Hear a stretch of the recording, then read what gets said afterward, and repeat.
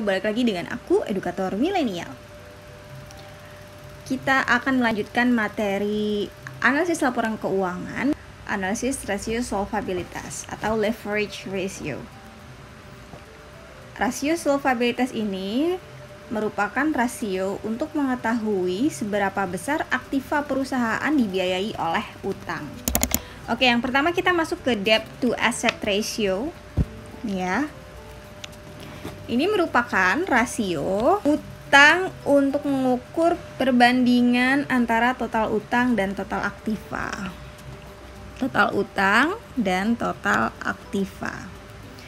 Hasilnya itu, interpretasinya, misal hasilnya itu tinggi, itu artinya perusahaan akan sulit untuk mendapatkan pinjaman lanjutan karena kreditor itu merasa bahwa perusahaan tidak akan mampu menutupi atau membayar utang-utang yang ia miliki dengan aktivanya. Gitu. Langsung aja nih kita masuk ke rumusnya ya. Rumusnya debt to asset ratio atau debt ratio, total debt dibagi total aset. Total utang dibagi total aktiva. Ini kita menggunakan angka yang ada di tabel ini aja ya. Kita masih menggunakan buku yang sama, yaitu buku karangan Bapak Kasmir. Oke, kita hitung yang 2005-nya, debt to asset ratio atau debt ratio. Total debt untuk tahun 2005 adalah 2050. Kemudian total asetnya untuk 2005 adalah 4.200. Maka hasilnya adalah 49%.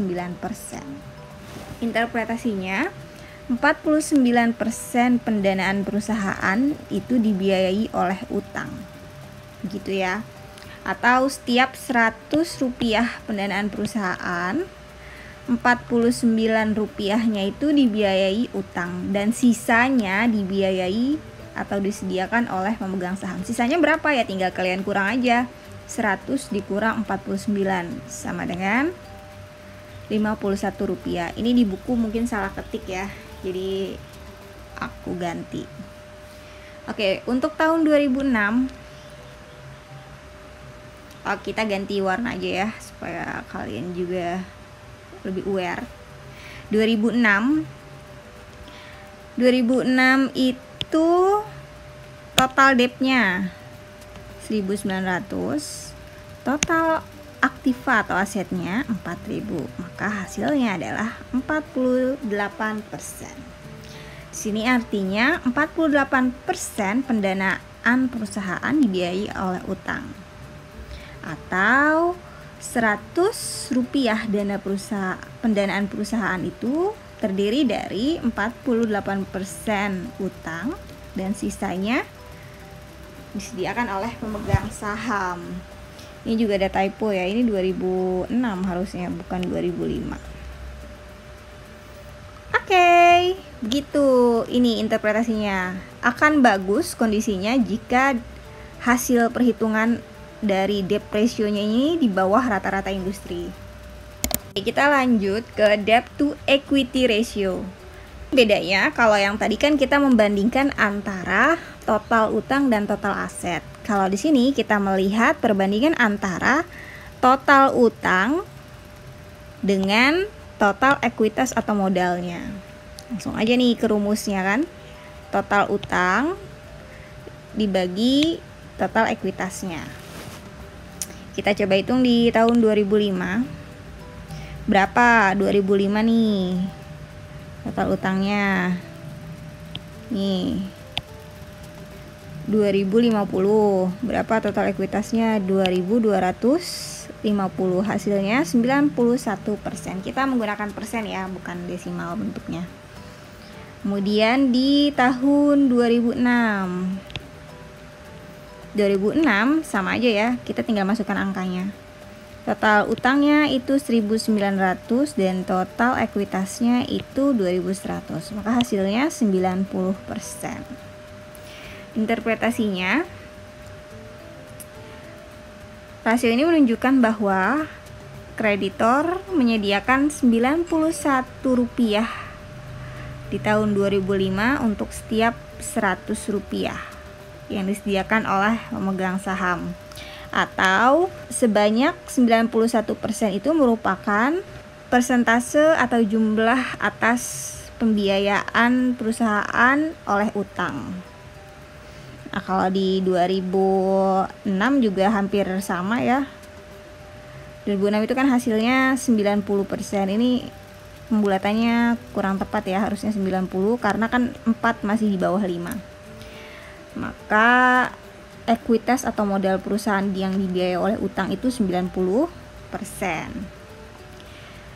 Kondisinya akan bagus jika hasil perhitungannya itu di bawah rata-rata industri. Nih, misal rata-rata industrinya untuk debt to equity ratio misalnya 80%. Maka dianggap masih kurang baik di tahun 2005 dan 2006 karena dua-duanya itu masih di atas ya. Lanjut ke long term debt to equity ratio. Kita akan melihat rasio antara utang jangka panjang dengan modal sendirinya. Rumusnya long term debt dibagi equity. Long term debt itu utang jangka panjang dibagi modalnya atau ekuitasnya. Langsung aja yuk kita ke contoh soal 2005. Long term debt-nya itu utang jangka panjangnya 1.300, equity-nya 2.250, maka hasilnya adalah 58%. Dan untuk 2006 long term debt-nya itu 1.150 dan total equity-nya 2.100, maka hasilnya 55%. Gitu untuk long term debt to equity ratio. Next, kita ke time interest earned. Di sini maksudnya apa sih time interest earned? Maksudnya adalah kemampuan perusahaan untuk membayar biaya bunga atau bisa disebut coverage ratio. Cara menghitungnya ada dua cara, bisa menggunakan yang ini ataupun yang ini. Ini contoh soalnya ya. Ini contoh soalnya dan kita akan menghitung menggunakan yang atas. Menggunakan EBIT. Bukan EBIT GAD ya. EBIT itu earning before interest and tax. Kalau EBT nggak ada I-nya berarti earning before tax.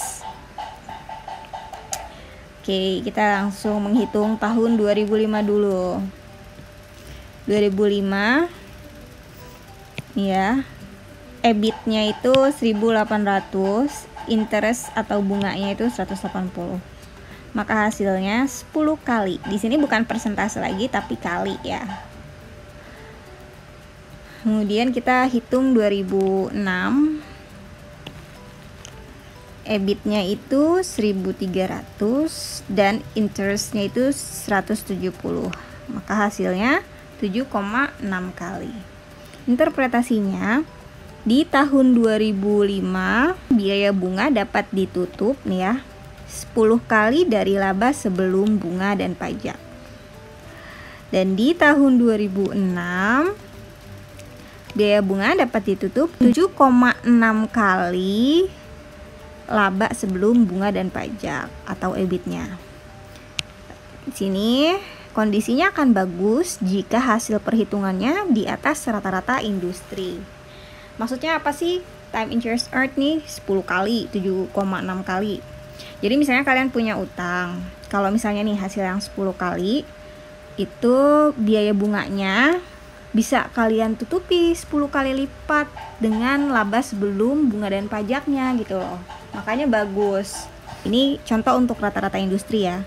Semisal rata-rata industrinya 10 kali, otomatis kalau di atas rata-rata industri itu bagus. Kalau di bawahnya berarti masih kurang bagus.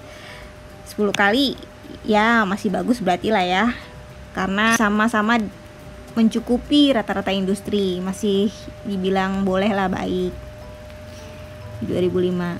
Tapi di 2006 karena hasilnya 7,6 di bawah rata-rata industri, itu kurang bagus ya atau kurang baik.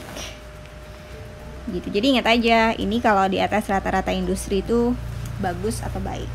Oke, yang terakhir kita akan membahas fixed charge coverage. Hampir sama dengan time interest earned. Bedanya, rasio ini dilakukan apabila perusahaan memperoleh utang jangka panjang atau menyewa aktiva berdasarkan kontrak sewa atau lease. Jadi kalau perusahaan punya kontrak sewa atau lease bisa menghitung ini. Kalau nggak ada berarti tidak menghitung ini. Hanya menghitung time interest earned ratio. Rumusnya adalah ini. Kalian bisa lihat ya. Ini bukunya memang dicoret-coret karena udah lama dan tuh mengajar maksudnya. Oke. Ini soalnya. Kita lihat yang dari ini aja ya, tabelnya. Kita akan coba menghitung tahun 2005. EBT-nya berapa? EBT itu earning before tax. Beda sama EBIT. Kalau EBIT ada I-nya, itu interestnya ada ya. Kalau ini kan nggak ada, berarti before tax aja, bukan before interest and tax. Oke, EBT di 2005 itu 1.620. Ini ada typo mungkin ya di buku penulisnya, jadi diganti aja mengikuti soal di tabel. Kemudian biaya bunganya 180. Kewajiban sewa atau lease-nya itu 40. Dibagi biaya bunganya 180 ditambah kewajiban sewa atau lease-nya 40. Maka hasilnya 8,4 kali.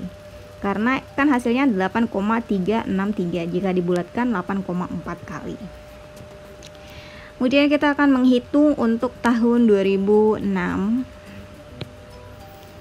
2006 EBT-nya 1130. Lagi-lagi ini saya ingatkan, kita menggunakan angka yang ada di tabel aja ya. Di tabel ini, jadi kita sesuaikan. Ini kita sesuaikan ya, jadi 1130. Kemudian biaya bunganya itu 170, biaya sewanya 30. Per atau dibagi biaya bunga 170, biaya sewa 30. Maka hasilnya adalah 6,65 kali. Ini salah perhitungannya, karena kan tadi dia nulisnya salah. 6,65 kali atau 6,7 boleh. Gitu. Oke, interpretasinya. Ini kalau misalnya di atas rata-rata industri itu kondisinya baik ya. Ini sama dengan time interest earned. Jika di atas rata-rata industri, maka kondisi perusahaan tersebut untuk perhitungan itunya bagus atau baik. Semisal rata-rata industrinya itu adalah 10 kali. Berarti kita lihat hasilnya kan masih dua-duanya di bawah rata-rata industri. Berarti kurang baik. Harus diperbaiki lagi di periode-periode berikutnya. Ini diganti aja ya, diubah. Karena kan tadi salah perhitungannya di buku. Tuh. Begitu. Untuk contoh perhitungan analisis rasio solvabilitas atau leverage ratio. Jadi kita hanya menghitung 5 cara ya. Semoga apa yang telah kita pelajari bisa bermanfaat dan bisa diterapkan langsung ketika ada soal, ada ujian, ataupun nanti ketika kerja atau berbisnis bisa kita terapkan atau aplikasikan ya. Oke, sekian dari aku and see ya.